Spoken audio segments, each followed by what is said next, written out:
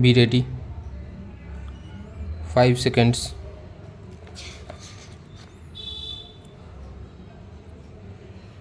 Start.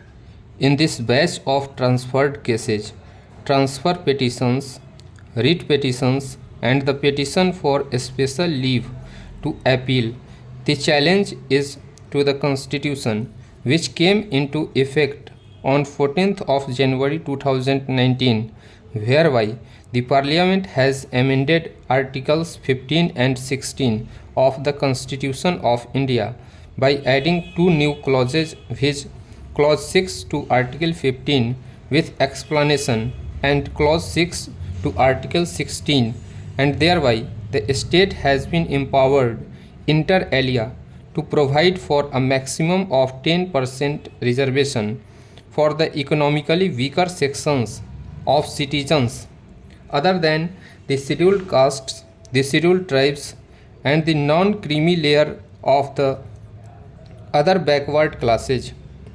At the outset, it needs to be stated that the amendment in question does not mandate but enables reservation for EWS and prescribes a ceiling limit of 10%. In a very brief outline of the forthcoming discussion, it could be noticed that the challenge to the amendment in question is premised essentially on threefold grounds.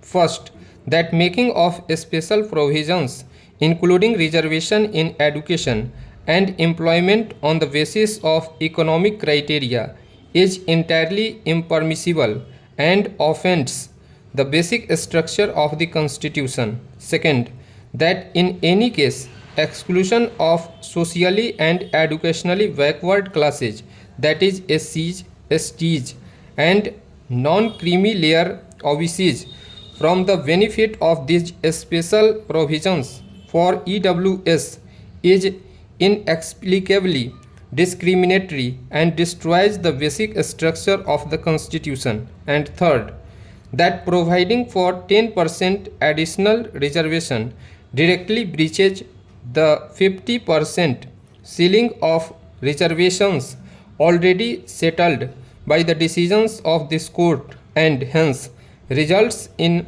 unacceptable abrogation of the Equality Code, which again destroys the basic structure of the Constitution.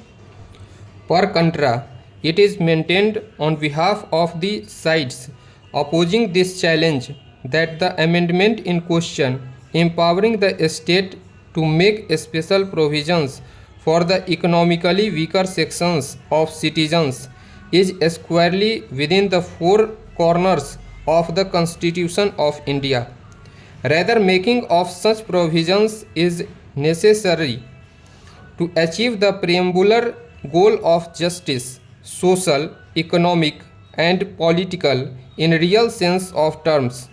It is also asserted that there is no discrimination in relation to the classes that are excluded from EWS for the simple reason that the existing special provisions of affirmative action in their relation continue to remain in operation in the future.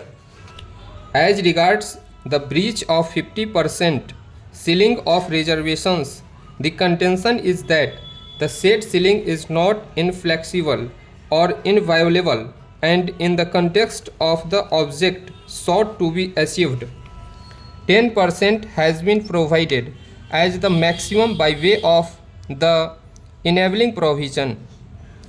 With the foregoing outline, we may usefully take note of the reference made to the Constitution Bench for determination of the substantial questions of interpretation of the Constitution, as are involved in these matters, and the questions formulated while commencing the hearing. By an order, a three-judge bench of this court took note of the issues arising in these matters and referred the same for determination by a Constitution bench while observing inter alia as under. By virtue of the impugned amendments, very Constitution is amended by inserting new clauses in Articles 15 and 16 thereof, which empower the state to make reservations by way of affirmative action to the extent of 10% to economically weaker sections. It is the case of the petitioners that the very amendments run contrary to the constitutional scheme, and no segment of available seats or posts can be reserved only on the basis of economic criterion. As such, we are of the view that such questions do constitute substantial questions of law to be considered by a bench of 5 judges. It is clear from the language of Article 145 within bracket 3 of the Constitution and Rule 1 within bracket 1 of the Supreme Court Rules 2013, the matters which involve substantial questions of law as to interpretation of constitutional provisions, they are required to be heard a bench of 5 judges.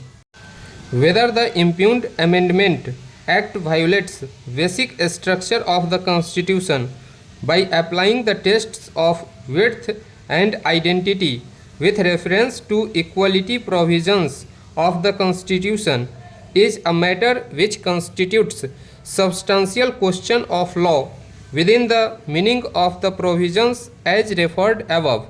Further, on the plea of ceiling of 50% for affirmative action, it is the case of the Respondent Union of India that though ordinarily 50% is the rule, but same will not prevent to amend the Constitution itself in view of the existing special circumstances to uplift the members of the society belonging to economically weaker sections. Even such questions also constitute as substantial questions of law to be examined by a bench of 5 judges. Pursuant to the order aforesaid, this batch of matters has been transferred to this Constitution bench for determination of the issues arising from the challenge to the 103rd Amendment. The court is after pursuing the issues suggested by learned counsel. Stop.